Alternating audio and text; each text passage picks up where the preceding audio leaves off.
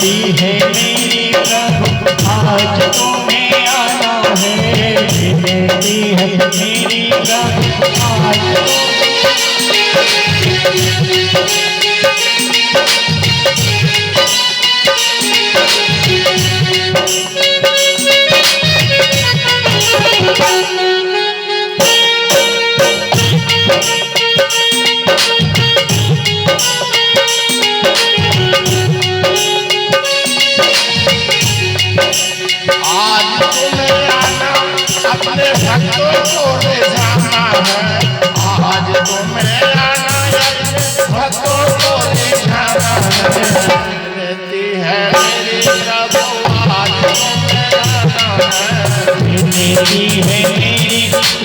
आज तुम्हें आना है। विनती है मेरी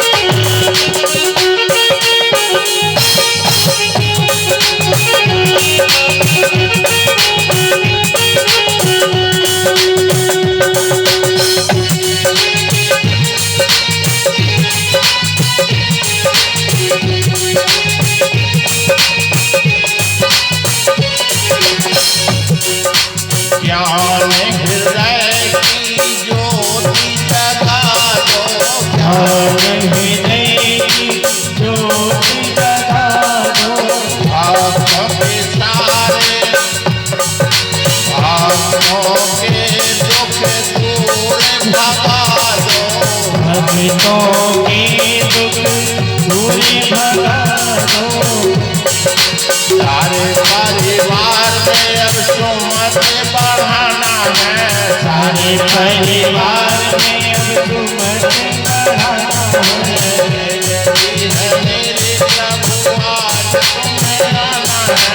विनती है मेरी प्रभु आज तुम्हें आना है। विनती है मेरी प्रभु आज तुम्हें आना है। बढ़ाना है।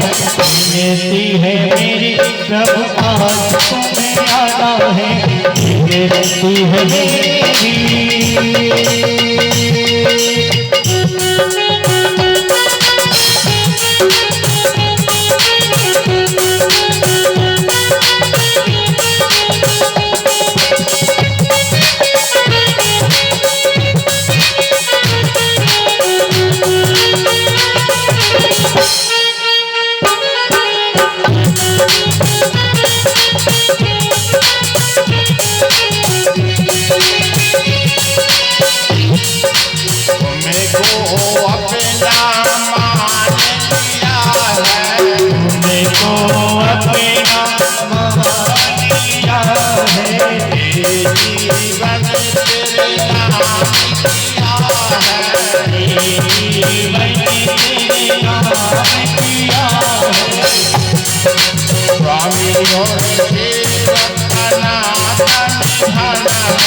स्वामी तुम्हें सेवक का नाता निभाना है। स्वामी और सेवक का नाता निभाना है। मेरे द्वार तुम्हें आना है। विनती है मेरी प्रभु आज तुम्हें आना है। विनती है मेरी प्रभु आज तुम्हें आना है। विनती है मेरी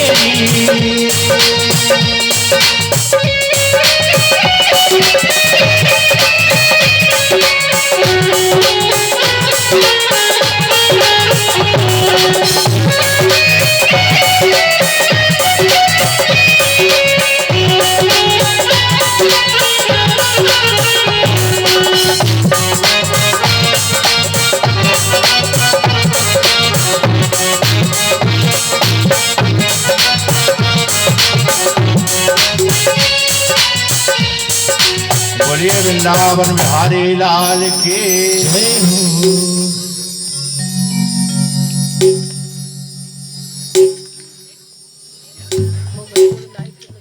राजा परीक्षित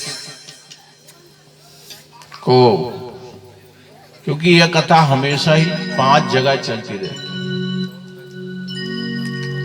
नैमिषारण्य क्षेत्र में जहां नियम का पालन होता है, आपने नियम से कथा सुनी, यही नैमिषारण्य। नैमिषारण्य क्षेत्र में 88,000 ऋषि, उनको सूत जी महाराज सुना रहे हैं। पार्वती जी को भगवान भोलेनाथ सुना रहे हैं। काकभूषण जी को गरुड़ जी सुना रहे हैं। याज्ञवल्क्य मुनि भरद्वाज जी को सुना रहे हैं और इधर हम आप लोगों को सुना रहे हैं। एक समय की बात है, सूत जी महाराज कहते हैं, स्त्री पुरुष दिन रात सुख दुख ये सब भगवान ने जोड़ा बनाया। यदि इसमें कोई अपनी इच्छा प्रकट करे इधर का उधर करने के लिए, एक बार क्या हुआ, राजा विश्वान, उनकी कोई संतान नहीं थी, तो उन्होंने वशिष्ठ जी को बुलाया। बोले महाराज हमारी संतान नहीं है, आप हमारे लिए कोई ऐसा यज्ञ अनुष्ठान करें। उन्होंने पुत्रेष्ठ यज्ञ का अनुष्ठान किया तो राजा रानी में दोनों में सुमत नहीं थी। जैसे कभी पति पत्नी में कोई पति आम बोल रहा, पत्नी इमली बोल रही, दोनों में सुमत नहीं थी। अब उन्होंने क्या है, बिठाला और संकल्प लिया। बोले आपको पुत्री चाहिए या पुत्र चाहिए, आप मन में संकल्प ले लो। रानी के मन में कन्या का भाव था, तो उन्होंने कन्या का नाम लिया और राजा ने लिया पुत्र का नाम। अब होना तो एक है, अब दोनों में सुमत होती तो दोनों सलाह करके लेते। अब भगवान की जहां ज्यादा श्रद्धा रहेगी भगवान उसी तरफ झुकते हैं। पुत्रेष्ठ यज्ञ हुआ, समय आने पर राजा के यहां कन्या का जन्म हुआ तो उसका नाम रख दिया इला। राजा को बड़ा क्रोध हुआ कि महाराज, बोले वशिष्ठ जी महाराज से बोले कि महाराज तुम्हारे मंत्रों में अब शक्ति नहीं रही। बोले क्यों? बोले महाराज मैंने तो पुत्र बोला था, लेकिन मेरे यहां कन्या क्यों हुई? वशिष्ठ जी ने बोला कि भाई तुम लोग दोनों में से किसी न किसी ने पुत्री का नाम लिया है, और जिसकी श्रद्धा ज्यादा होती है भगवान उसी की सुनते हैं। रानी को बुलाया, रानी ने बोला हाँ मैंने तो अपनी श्रद्धा से कन्या का नाम ही लिया था। मां जितने भी होंगी वो कन्या को ही महत्व देंगे, पुत्रों को नहीं देंगे। वशिष्ठ जी महाराज ने कहा कि तुमने बोला है कि मेरे मंत्रों में शक्ति नहीं है, मेरे मंत्रों में तो अभी यह शक्ति है कि इस कन्या को मैं चाहे तो पुत्र बना सकता हूं। राजा हाथ जोड़ के खड़ा हुआ, बोले महाराज यदि बना सकते हो तो आप बना दीजिए। उन्होंने लिया मंत्र और जैसे ही मंत्र मारा तो कन्या से पुत्र के रूप में परिवर्तन। अब भगवान को चुनौती देना होता है। एक दिन क्या होता है, पार्वती ने एक मानसरोवर बनाया था कि जो भी नारी वहां आएगी वो पुरुष हो जाएगा, जो पुरुष आएगा वह नारी हो जाएगी। तो जब ये पुरुष हो गए तो इनका नाम पड़ा सुद्दुम्न। एक दिन अपने मित्रों के साथ में शिकार खेलने जंगल में गए और वहां जितने भी थे सब घोड़ा सब जो है नर से नारी हो गए। अब जब वहां नारी के रूप में हो गए, वहां बुद्ध महाराज घूम रहे थे। बुद्ध महाराज ने देखा जंगल में इतनी सुंदर नारी, उन दोनों को देख करके उनका विवाह हुआ, जिससे उनका एक पुत्र हुआ जिसका नाम हुआ पुररवा। बोलिए पुररवा महाराज की जय। जहां पति पत्नी में यदि विवाद चलता रहे, राजा विश्वान थे, उनकी कोई संतान नहीं थी, 10,000 रानियां थी, एक विवाह किया है, संतान नहीं हुई, फिर दूसरा विवाह किया तो भी नहीं हुई, तीसरा किया तो भी नहीं हुई, ऐसे 10,000 रानियां हो गई। चौथापन आ गया, सोचा मेरी संतान नहीं है, तो राजा अपने पुत्र के वियोग में मरने के लिए, आत्महत्या करने के लिए चल रहा था। तो अब नारियों ने सोची, 10,000 रानियों ने, कि राजा मरने जा रहे हैं, तो अब वो कहने लगे मैं भी चलूंगी, लेकिन मरना नहीं है, लेकिन अब अगर नहीं जाते तो कहेंगे जाओ। तो क्या होता है कि वो दोनों, बचाओ मेरे पति आत्महत्या करने जा रहे हैं, चिल्ला रही हैं। इतने में सामने से अंगरा ऋषि आ रहे थे। अंगरा ऋषि ने पूछा, भाई आप लोग कहाँ जा रहे हो? बोले महाराज, राजा ने कहा हम तो आत्महत्या करने जा रहे हैं। अरे, अंगरा ऋषि ने सोची जी आत्महत्या करने जा रहा है और मैंने पूछ लिया, और अब तो अगर ये मर गया तो इसका पाप मुझे लगेगा। अच्छा, बोले तुम तो आत्महत्या करने जा रहे हो, और ये 10,000 रानियां जे कहाँ जा रही हैं? बोले महाराज जी मरने जा रहे हैं तो हम भी जा रहे हैं साथ में, लेकिन हमारी इच्छा तो नहीं है मरने की। अच्छा, बोले महात्मा दयालु वो ले गए अपने आश्रम में। उन्होंने एक मटका में सोचा 10,000 रानियां हैं, सबको जल पिलाऊंगी तो सब गर्भवती हो जाएगी। अब क्या होता है, रात्रि में उन्होंने पुत्रेष्ट देवकी सुत गोविंदे वासुदेव हो जगतपते देहि मे तनयम कृष्णा त्वामहं शरणं गतः 10,000 मंत्र पढ़ करके घड़ा रख दिया। अब आधी रात में क्या होता है, राजा को प्यास लगती, इधर उधर पानी ढूंढते हैं, जब पानी नहीं मिलता तो क्या होता है, वही घड़ा का पानी उनको मिला तो इतनी प्यास लगी, पूरा घड़ा का पानी पी गए और जाके सो गए। सवेरे ऋषि महाराज ने सोचा, अब ये जल को उठा करके 10,000 सभी रानियों को पिला दूंगा तो सब गर्भवती हो जाएगी। अब देखा तो जल में पानी ही नहीं। बोले इस मटके का पानी कहां गया? सब एक दूसरे को मुख देखते हैं। अंगरा ऋषि ने पूछा, बताओ किसने पिया है? राजा खड़े भरे, बोले महाराज रात्रि में मुझे प्यास लगी थी, महाराज मैंने वो जल पी लिया। मारे क्रोध के ऋषि महाराज ने कह दिया कि तुमने इस जल को पिया है, अब तुमको ही पुत्र होगा, ऐसा बोल दिया। अब क्या होता है, महाराज राजा स्वतः गर्भवती हो गए। अब 10,000 रानियां उनकी सेवा में लग गई। कहीं देखो जी, जब राजा स्वतः गर्भवती हो गया, एक 10 महीना के बाद में पेट फोड़ करके एक पुत्र उत्पन्न हुआ। जब पुत्र उत्पन्न हुआ तो अब उसको दूध कौन पिलाए, कहां से पिलाए? भगवान विष्णु जी ने चंद्रमा को आदेश दिया, तो चंद्रमा ने अपनी छिंगली उनके मुख में लगाई। मन से जब लगाई तो उनका नाम हुआ मानधाता। बोलिए मानधाता महाराज की जय। जहां पति पत्नी में वाद विवाद हो, वैसे यहां वहां जाने की जरूरत नहीं है। कहा गया है, कल भगवान शंकर जी का अभिषेक है, और अभिषेक वैसे सबके घर में मंदिर होता है। घर में मंदिर किस किस के हैं? हाथ उठाइए। अच्छा, अब मन के अंदर मंदिर किसका है?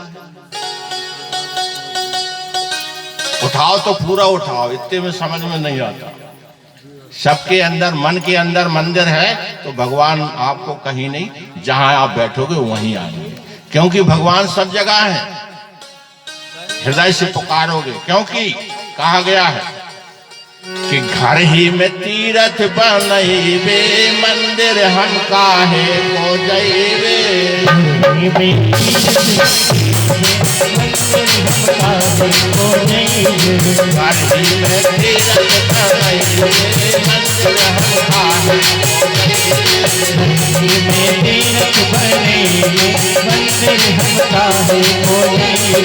काहे को जइबे। काहे को जइबे काहे को जइबे काहे को जइबे धरती में तीरथ बनइबे मंदिर हम काहे को जइबे धरती में तीरथ बनइबे मंदिर हम काहे को जइबे। अब घर में मंदिर कैसे बनाओगे? भगवान शंकर जी कोई के घर में है, कोई के घर में नहीं है, पार्वती कोई के घर में है, कोई के घर में नहीं है, तो क्या है? किसको बनाए? तो कहा गया है शास्त्रों में, सास मेरी गौरी ससुर महादेवा, सास मेरी गौरी ससुर महादेवा, सास मेरी गौरी ससुर महादेवा, सास मेरी गौरी ससुर महादेवा। स्वामी को ईश्वर बनाए मंदिर हमारे, स्वामी को ईश्वर बनाए मंदिर हम काहे को जइबे। आपके घर में ही मंदिर बन जाएगा। सास को गौरी मान लो, ससुर को भगवान महादेव मान लो और पति को भगवान विष्णु मान लो। आपको यहाँ वहाँ जाने की जरूरत नहीं है। भगवान ने कहा है जिसने सास ससुर माता पिता की सेवा कर ली उसने भगवान को जीत लिया। करही में तीरथ बनिबे मंदिर हम आए, धरती में तीरथ बनइबे मंदिर हम काहे को जइबे।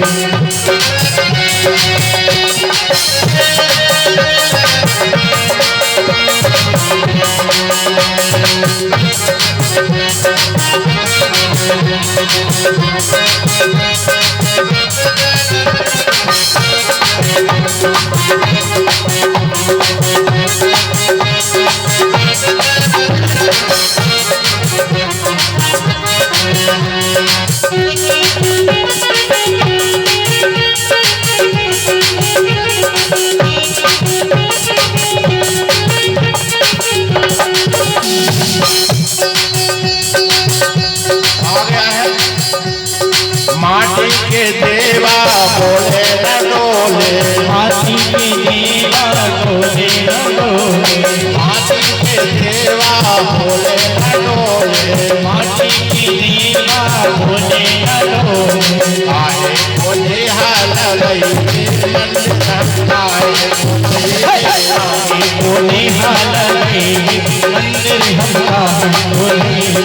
धरती में तीरथ बनइबे मंदिर हम काहे को जइबे।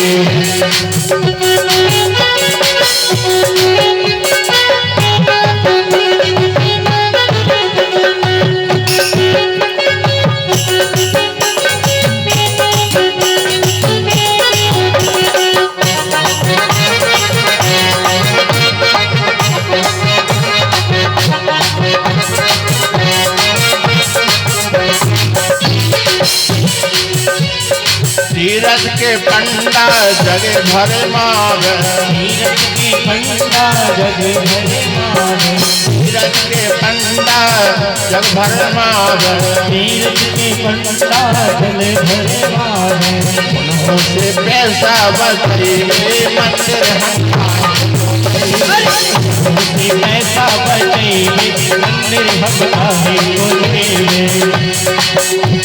संते गुरु की सेवा करके, संते गुरु की सेवा करके, संते गुरु की सेवा करके, संते गुरु की सेवा करके मुक्ति का मार्ग बनेबे मंदिर हमारे, मुक्ति का मार्ग बनइबे मंदिर हम काहे को जइबे। धरती में तीरथ बनइबे मंदिर हम काहे को जइबे। धरती में तीरथ बनइबे मंदिर हम काहे को जइबे। मंदिर हम काहे को जइबे। अब आप लोग में से हाथ उठाओ कौन कौन अपने सास को गौरी और ससुर को महादेव मानते हैं? हाथ उठाइए। बस ये कहीं नहीं, उधर एक भाई नहीं, बाकी आप लोग नहीं मानते। आज से मानना चालू कर दो, सब कोई मानो। आपके घर से ही भगवान तारे नहीं टरेंगे। अच्छा, पति को ईश्वर कौन मानता है? हाथ उठाइए। सभी मानते। जब पति को ईश्वर मानते तो सास ससुर को जो है गौरी और महादेव क्यों नहीं मान सकते? क्योंकि शास्त्रों में तो जिन्होंने उनकी सेवा कर ली, भगवान उनकी आज्ञा इच्छा जैसी उनकी चाहे कहेगी, मन में जैसी भावना लाओगे भगवान उसको पूरा जरूर करते हैं। क्योंकि जिन्होंने उनका आशीर्वाद प्राप्त कर लिया भगवान उनके आगे पीछे रहते हैं। भक्त और भगवान का जोड़ा ऐसा होता है जैसे माता और बच्चे का होता है। इसी प्रकार से एक समय की बात है,